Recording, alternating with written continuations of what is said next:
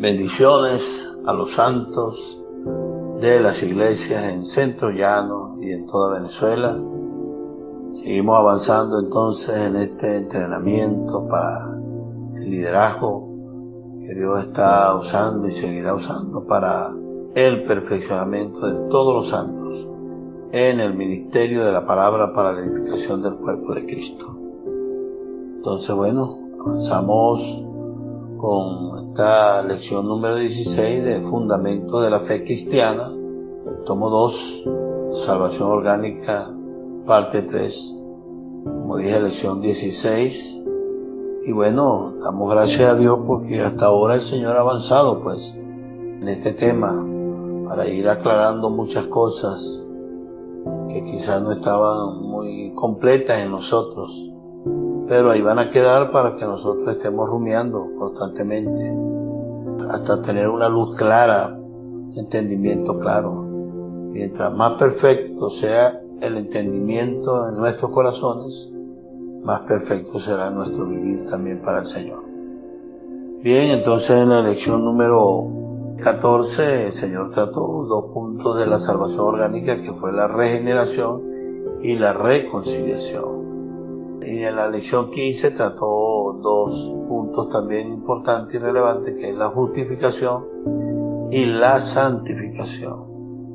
Ahora todos estos aspectos, ¿verdad?, llegan a ser cada día más claros en nosotros y nos llevan a tener un vivir práctico que nos lleve a la renovación y a la transformación, que son los 2 puntos que vamos a revisar en este tiempo.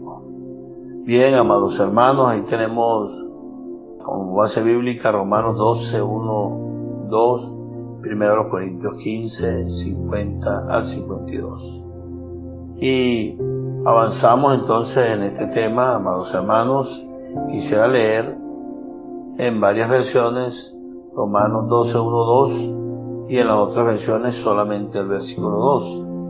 Dice la palabra: así que, hermanos, ruego por la misericordia de Dios que presentéis vuestro cuerpo en sacrificio vivo, santo, agradable a Dios, que es vuestro culto racional. No os conforméis a este siglo, sino transformados por medio de la renovación de vuestro entendimiento, para que comprobéis cuál sea la buena voluntad de Dios, agradable y perfecta.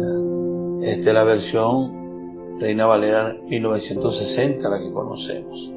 Ahora vamos a leer el versículo 2 en la versión Dios habla hoy, que dice: no vivan ya según los criterios del tiempo presente.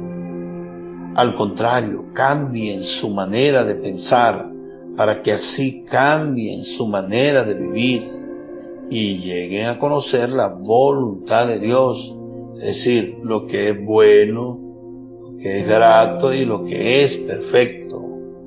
Ahora la versión Nueva Biblia Viva dice: no se amolden a la conducta de este mundo, al contrario, sean personas diferentes en cuanto a su conducta y forma de pensar. Así aprenderán lo que Dios quiere, lo que es bueno, agradable y perfecto. Nueva Traducción Viviente también dice: no imiten las conductas ni las costumbres de este mundo, más bien dejen que Dios los transforme en personas nuevas al cambiarles la manera de pensar. Entonces aprenderán a conocer la voluntad de Dios para ustedes, la cual es buena, agradable y perfecta. Bueno, aleluya, alabamos al Señor, porque estas versiones y otras pueden darnos una luz más amplia de lo que significa estos términos allí en este versículo, en estos versículos. En Romanos 12, 1, 2, ¿verdad?, deja en evidencia que hay 2 requisitos previos para nuestra transformación: presentar el cuerpo y renovar la mente. Por tanto, ambos están interconectados y uno depende del otro.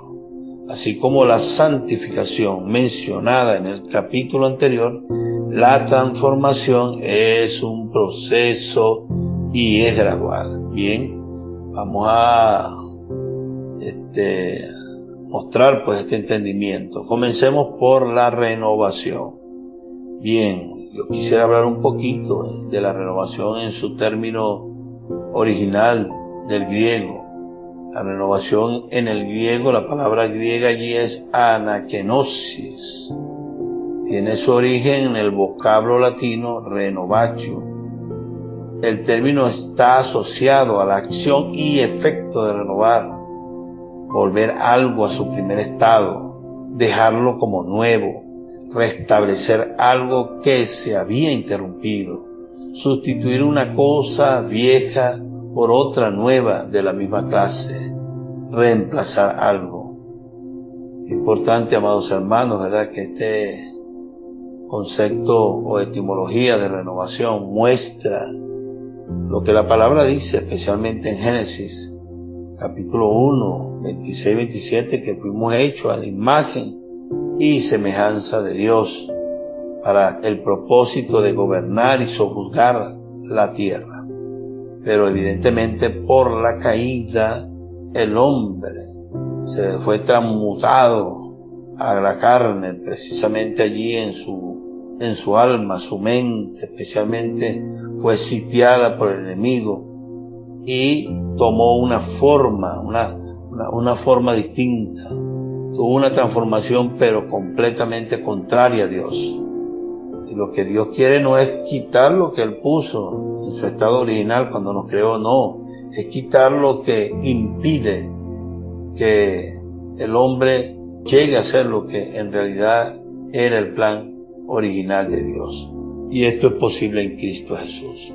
Así que, amados hermanos, ahora veamos la relación entre la renovación, la cual está directamente relacionada con la mente y la transformación. En el versículo 2 de Romanos 12 dice: transformaos por medio de la renovación de vuestro entendimiento. Y en Efesios 4:23 está escrito: renovaos en el espíritu de vuestra mente.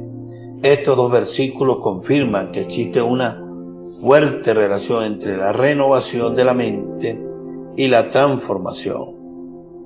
Esto ocurre, ¿verdad?, cuando la obra del Espíritu Santo en nosotros siempre es del centro hacia la periferia, del interior hacia el exterior, desde nuestro espíritu regenerado hacia nuestra mente, emoción y voluntad.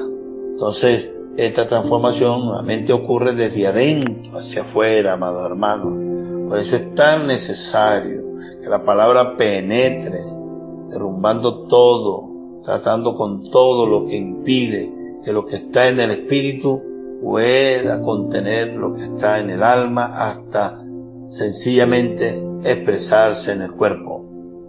Como el espíritu humano tiene una relación directa con la mente, primero necesita ser renovado para que la mente también lo sea.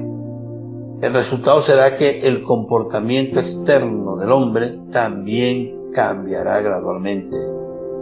Ahora, ¿cómo comienza la renovación? Es el segundo punto. Comienza con el arrepentimiento. Bien, la palabra arrepentimiento es la palabra metanoia. De acuerdo con lo que hemos visto, la transformación comienza con el arrepentimiento, que es el cambio de parecer, de pensamiento. Eso es lo que significa metanoia. Meta, cambio, es decir, tienes un objetivo claro y preciso, y el objetivo es cambiar tu manera de pensar, la mente, sujetar, ceñir la mente a la palabra. Eso es lo que significa arrepentimiento. Cambiar de parecer, cambiar de camino. Lo que nos llevaba, lo que nos conducía con la manera vieja de pensar, eso inmediatamente cuando nosotros entendemos respecto a lo que Dios quiere a la renovación, inmediatamente yo me vuelvo al Señor. Todo cambio de dirección hacia Él. Y esto resulta en la apertura de los ojos espirituales hacia la fe. Ese es el cambio. Nos vamos hacia la fe. El Señor nos ha hablado fuertemente sobre la fe objetiva y subjetiva. La fe viene por el oír la palabra de Dios. Entonces la palabra de Dios es la que va tratando fuertemente con la mente, con los argumentos y todo lo que impide que el hablar de Dios llegue y penetre hasta lo más profundo del hombre. Allí se va efectuando lo que es la renovación, cuando esta fe objetiva es trasladada a nuestro corazón, a nuestro espíritu, como la fe subjetiva. Entonces, tener una mente renovada es simplemente tener los ojos de nuestro interior iluminados. Mientras más renovada sea nuestra mente, seremos más transformados. Cada día, mediante la luz de la vida, Dios nos hace conocernos a nosotros mismos. Principalmente, el interior tuyo y el mío es lo que primero debemos conocer. Repudiar nuestro ego caído. Conocer la realidad de la vida interior que obtuvimos en Cristo y tener la experiencia de despojarnos de nuestro viejo hombre y de vestirnos del nuevo hombre con relación a nuestra nueva manera de vida que el Señor pretende en nosotros. Ciertamente todo este proceso es un proceso muy, pero muy objetivo, que se va logrando poco a poco. Luego, el tercer punto es la transformación. Hermano, necesitamos darnos cuenta que la transformación no es como la regeneración. Ser regenerado en nuestro espíritu es algo instantáneo, inmediato, y ocurre de una vez por todas. Sin embargo, la transformación es un proceso gradual y diario. Esto ocurrirá durante toda nuestra vida. Es algo así como la experiencia de nuestro celular. Bueno, al comienzo del celular, nuevecito, la pila dura hasta 2 días o más. Pero después de un tiempo, amado hermano, prácticamente la pila necesita una recarga diaria, 24 horas.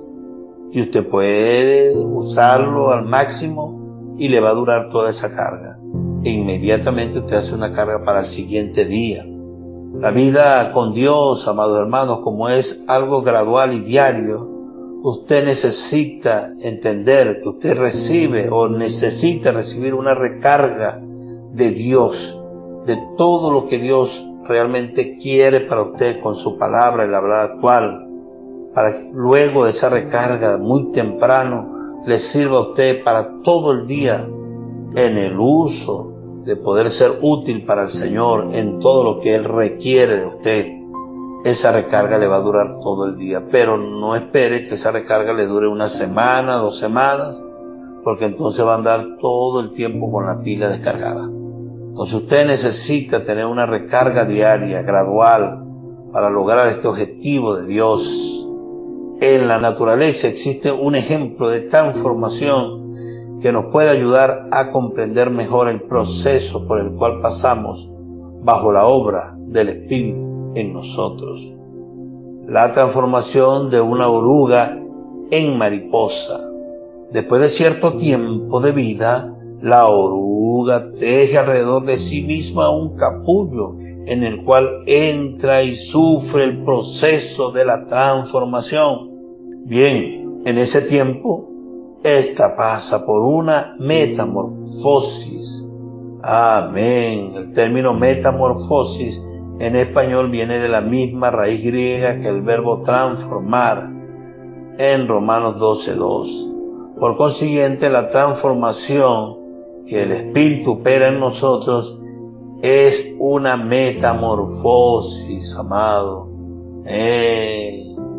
Un cambio de forma. Antes, en la caída, tomamos la forma, lamentablemente, de la serpiente de Satanás. Dice el Señor allá a aquella multitud, Juan el Bautista le dijo, generación de víboras. Y eso son nuestras acciones.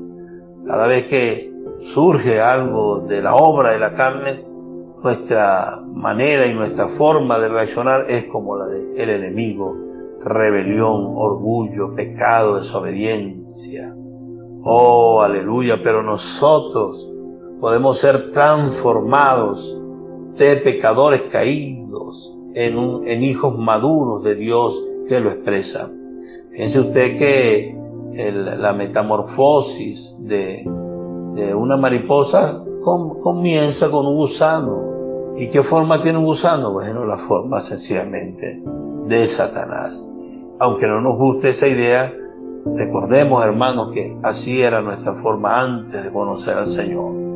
Pero aleluya, porque el Señor nos ha metido en un capullo, y ese capullo es la iglesia, donde estamos siendo cada día transformados, y un día saldremos de ese capullo como una preciosa mariposa que adorna la naturaleza, y en este caso que adorna la vida de iglesia y ayuda para los hermanos, para que los hermanos también tengan el mismo proceso. Entonces, así como la oruga pasa un tiempo en el capullo y sufre ese proceso, nosotros también debemos sufrirlo. En nuestro vivir cristiano, nosotros debemos pasar por ese proceso. Debemos confiar en el proceso de transformación y saber que el Espíritu Santo está operando y concluirá su obra en nosotros, como dice el apóstol Pablo en Filipenses 1:6, estando persuadido de esto, que el que comenzó en vosotros la buena obra, la perfeccionará hasta el día de Jesucristo. Basta que confiemos en la obra que Dios está haciendo y hará. La cumbre de nuestra transformación ocurrirá en un momento, en un abrir y cerrar de ojos, a la final trompeta, como aparece en 1 Corintios 15:52, que tocará para que los muertos en Cristo resuciten en incorruptibilidad, para que los demás cristianos sean transformados. A esto lo llamamos la transfiguración de nuestro cuerpo. Pero debe ocurrir primero la transformación de nuestra alma, que es un proceso, porque la transfiguración del cuerpo será en un momento, en resurrección. Sin embargo, debemos hacernos una pregunta: ¿hasta qué punto hemos experimentado la transformación? Si no ha habido en nosotros ningún cambio desde que nos convertimos en cristianos, si todavía nos amamos a nosotros mismos, si tenemos autocompasión, si somos egoístas, si somos orgullosos, si nos exaltamos, si estamos llenos de preocupaciones, de afanes y dudas, entonces es cuestionable si efectivamente hemos tenido una comunión personal con el Señor, permitiéndole que Él nos ilumine diariamente, amados hermanos. Oh Señor Jesús, la transformación viene, oh Señor, cuando contemplamos al Señor en nuestro espíritu, como dice 2 Corintios 3:18. De Pablo afirma que podemos contemplar la gloria del Señor como en un espejo, amado. Y de esta manera podemos ser transformados de gloria en gloria a la imagen del Señor mismo. Mientras tenemos más comunión con el Señor en nuestro espíritu, somos más iluminados y vemos nuestra condición. Nos arrepentimos y volvemos nuestro corazón al Señor para recibir su imagen gloriosa y así ser transformados por Él. Si en nuestro vivir diario nos falta la luz que proviene de la comunión con el Señor, entonces lo más probable, amados hermanos, es que nos volvamos más fríos, duros, orgullosos, presumidos, descuidados y desobedientes, lo cual caracteriza una enfermedad espiritual en nuestro interior que aún no ha sido sanado. Y si esta es nuestra situación, amados hermanos, como dice Mateo 24:12, entonces el amor de muchos se enfriará. ¿Por qué? Por haberse multiplicado la maldad que nos está afectando de una u otra forma a nosotros. Y si el amor está frío para este tiempo, amados hermanos, el engaño del misterio de la iniquidad y del posmodernismo también nos arropará y el enemigo nos engañará. Y podemos ser víctimas y no entrar al reino inmediatamente cuando el Señor quiera arrebatar el primer grupo y nos quedemos acá para ser procesados como vencedores tardíos. Que el Señor nos libre de esto, amados hermanos. Necesitamos la transformación urgentemente, o el proceso. No es una etapa lo que Dios quiere de nosotros, es un estado. Ya logramos una etapa, hay que avanzar a una siguiente etapa. Hay que andar constantemente avanzando, corriendo, caminando, no deteniéndonos, porque esto es una carrera. Hermanos, si este es nuestro caso, necesitamos humillarnos y comenzar a tratar con nuestro corazón. Necesitamos pedirle al Señor que sea muy misericordioso con nosotros, que nos ilumine y nos dé la fuerza para librarnos de todo tipo de pecado y residuo, de nuestro ego que esté obstruyendo el mover del Espíritu Santo en nosotros. Como dice la palabra, y dice el mismo Espíritu Santo: si oyeres hoy su voz, no endurezcáis vuestros corazones, como aparece en Hebreos 3, 7 y 8. Oh Señor Jesús. Ahora bien, amados hermanos, por otro lado, otro punto es que debemos subir una montaña. Es como subir una montaña. En lo que se refiere a nosotros, debemos ver también que tanto la renovación de la mente como la transformación de nuestro interior depende básicamente de una condición: nuestra búsqueda del Señor. Así que depende de cuánto conocemos a Cristo, ya sea por palabra o por la oración. Además, por supuesto, por ser fieles en reunirnos con los hermanos y tener comunión con ellos. Un hermano precioso, ¿verdad?, de siglos pasados, llamado Charles Spurgeon, dijo cierta vez: nuestro conocimiento de Cristo es de algún modo semejante a subir una montaña. Cuando usted se sienta al pie de una montaña, ve muy poco. La misma montaña parece tener solo la mitad de su altura. Confinado en un pequeño valle, no descubre casi nada, excepto los arroyos ondulantes que descienden hasta el río al pie de la montaña.